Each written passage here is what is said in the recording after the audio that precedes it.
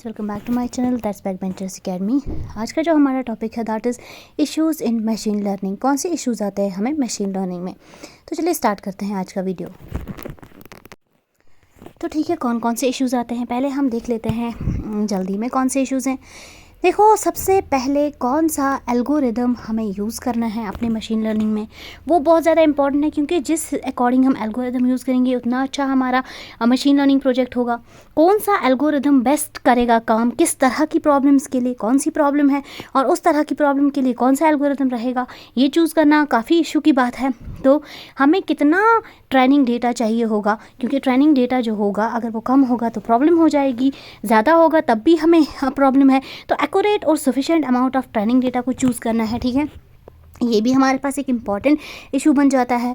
तो सेकंड हमारे पास एक और इशू है कि किस तरह का मेथड आप यूज़ कर रहे हो, कौन सी तरह का मेथड है, क्योंकि वो भी ज़्यादा इंपॉर्टेंट है, ये भी हमें नज़र में रखना पड़ेगा, ठीक है। सेकंड, हमारे पास हम कौन सा ऐसा मेथड यूज़ करें जो इतना सूटेबल हो, जो हमारे लर्निंग ओवरहेड को रिड्यूस कर पाए और हमारे मशीन लर्निंग प्रोजेक्ट को काफ़ी अच्छा बेहतर बना पाए, वो कौन सा है मेथड। और किस तरह के डेटा के लिए हमें कौन सा मेथड चाहिए, पहले हमें देखना है डेटा किस टाइप का है, उसी अकॉर्डिंग फिर हमें एक मेथड चूज़ करना पड़ेगा ठीक है।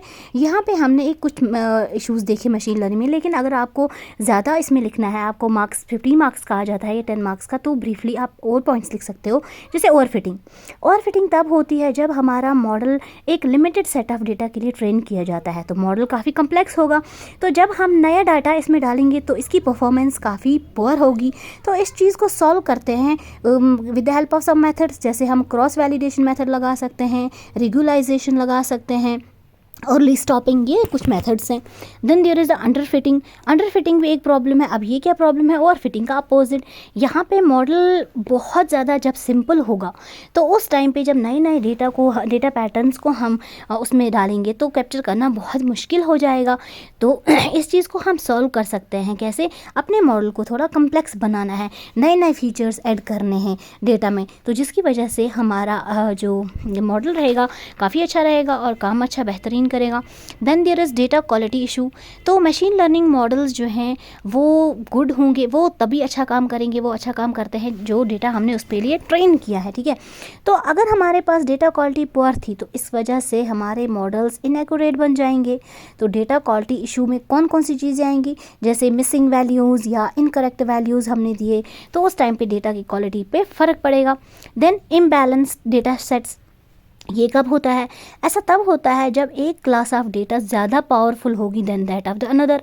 तो इस वजह से क्या होगा, हमारा मॉडल बायस्ड बन जाता है। मतलब कि जो मेजॉरिटी क्लास होगी उसके लिए मॉडल एक्यूरेट काम करेगा, लेकिन जो हमारे पास माइनॉरिटी क्लास होगी उसके लिए हमारा मॉडल बहुत ही पुअरली काम करेगा, अच्छे से काम नहीं करेगा। तो यहाँ पे हमें वो भी देखना है, डेटा सेट्स बैलेंस्ड होने चाहिए। There is lack of training data. अगर हमारे पास ट्रेनिंग डेटा सफिशेंट नहीं है, कम है, तो उस वजह से भी हमारे पास इनएक्यूरेट रिजल्ट्स आएंगी और प्रेडिक्शंस भी काफ़ी बाइस्ड होंगी। तो ट्रेनिंग डेटा हमारे पास सफिशेंट अमाउंट में होना चाहिए और क्वालिटी भी अच्छी होनी चाहिए। Then slow implementation. तो जो हमारे पास ML मैंने यहाँ शॉर्ट फॉर्म में यूज़ किया है मशीन लर्निंग का। तो मशीन लर्निंग मॉडल्स जो हैं ये बहुत ज़्यादा टाइम लगाते हैं एक्यूरेट रिजल्ट्स में, तो इसके लिए हमें कंटिन्यूसली इनको मॉनिटर करना है, इनकी मेंटेनेंस देखनी है, ताकि ये हमारा जो आउटपुट है वो बेस्ट दें।